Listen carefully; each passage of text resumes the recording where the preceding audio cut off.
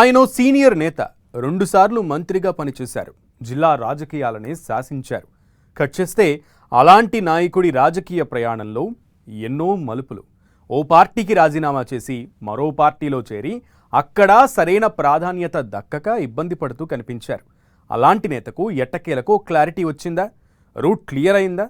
ఇక తన political journey అందులో అని ఫిక్స్ అయిపోయారా? రాజకీయ వర్గాల్లో వినిపిస్తున్న గాసిప్ ఏంటి? ఇంతకీ ఎవరా నేత?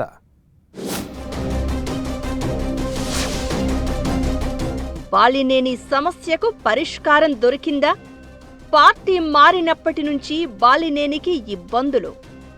వైసీపీకి రాజీనామా చేసి జనసేనలో చేరిక, ప్రాధాన్యత దక్కకపోవడంతో సతమతం. బాలినేని నెక్స్ట్ స్టెప్ పై ఇప్పటివరకు తీవ్ర చర్చ. పవన్తో మీటింగ్ తర్వాత ఫుల్ క్లారిటీ వచ్చేసిందా? పాత పార్టీ డోర్లు పూర్తిగా క్లోజ్ అయినట్లేనా? బాలినేని శ్రీనివాస్ రెడ్డి ఏపీ రాజకీయాల్లో సీనియర్ నేత, ఉమ్మడి ప్రకాశం జిల్లా రాజకీయాలను ఒంటి చేత్తో శాసించే స్థాయి ఉన్న నాయకుడు. అయితే ఇదంతా ఒకప్పుడు. ఇప్పుడు సీన్ మారిపోయింది. శాసించడం కాదు కదా, కనీసం మనుగడ కూడా ఇబ్బందిగా మారిందనే గుసగుసలు వినిపించడం మొదలయ్యాయి. దివంగత వైఎస్ఆర్ బంధువుగా రాజకీయాల్లోకి వచ్చిన బాలినేని గత ఎన్నికల్లో పరాజయం తర్వాత వైసీపీని వీడి జనసేనలో చేరారు. తనతో పాటు ఒంగోలులో పలువురు వైసీపీ నేతలను చేర్పించారు. కట్ చేస్తే ఇక్కడే అసలు సమస్య మొదలైంది. ఉన్న పార్టీలో ప్రాధాన్యత లేకపోవడం ఒకవైపు, కూటమి పార్టీ నేతల నుంచి వ్యతిరేకత మరోవైపు, మాజీ పార్టీలోకి రీఎంట్రీ లేకుండా డోర్లు క్లోజ్ అవ్వడం ఇంకోవైపు. ఇలాంటి పరిణామాల మధ్య బాలినేని రాజకీయ భవిష్యత్తు ఎలా ఉండబోతోంది? ఆయన ప్రయాణం ఏంటి అనే చర్చ మొదలైంది.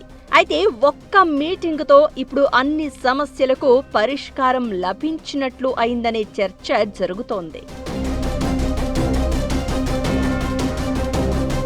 వైసీపీ అధినేత జగన్ కు అత్యంత సన్నిహితుల్లో ఒకరైన బాలినేని పార్టీ ఓటమి తర్వాత జనసేనలో చేరారు. ప్రాధాన్యతతో పాటు ఎమ్మెల్సీ పదవి ఇస్తారనే హామీ మీదే ఆయన జనసేనలో చేరినట్లు ప్రచారం జరిగింది. అయితే పార్టీలో చేరి ఏడాదిన్నర గడిచినా ఎలాంటి పదవి రాలేదు సరికదా.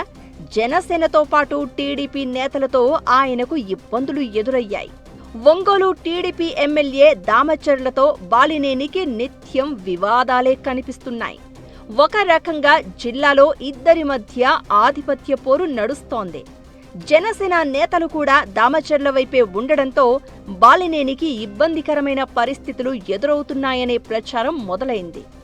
ఇలాంటి పరిణామాల మధ్య కుటుంబ సభ్యులతో సహా జనసేనాని పవన్ను కలిశారు బాలినేని. ఈ మీటింగ్ మీద చర్చ జరుగుతూ ఉండగానే ఆయన చేసిన పోస్ట్ ఇప్పుడు ప్రకాశం పాలిటిక్స్ ను మరింత ఇంట్రెస్టింగ్ గా మార్చింది. కూటమి పార్టీలో ఉంటూనే టీడీపీతో పాటు జిల్లా జనసేన నేతలపై విమర్శలు గుప్పిస్తూ ప్రశ్నిస్తూనే ఉంటానంటున్న బాలినేని కుటుంబ సమేతంగా పవన్ను కలిసి పలు విషయాలను సుదీర్ఘంగా చర్చించారు. ఆ తర్వాత రోజే పవన్ తమ నాయకుడే కాదు, తమ విశ్వాసం, నమ్మకం అంటూ ట్వీట్ చేశారు. ఇది రాష్ట్ర వ్యాప్తంగా చర్చకు దారితీస్తోంది. వైసీపీ నుంచి తన వెంట వచ్చిన 20 మంది ఒంగోలు కార్పొరేటర్లను ప్రత్యేకంగా సన్మానించిన బాలినేని తాను ప్రశ్నించే పార్టీలో ఉన్నాను అని, ప్రశ్నిస్తూనే ఉంటాను అని చెప్పిన మరుసటి రోజే పవన్ను కలవడం హాట్ టాపిక్ అయింది.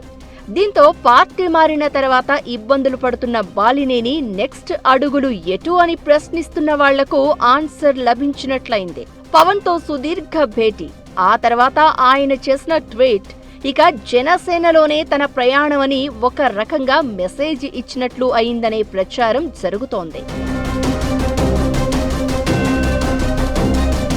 కొద్ది రోజులు ఓపిక పట్టాలనే పవన్ సూచనతో బాలినేని కూల్ అయ్యారట.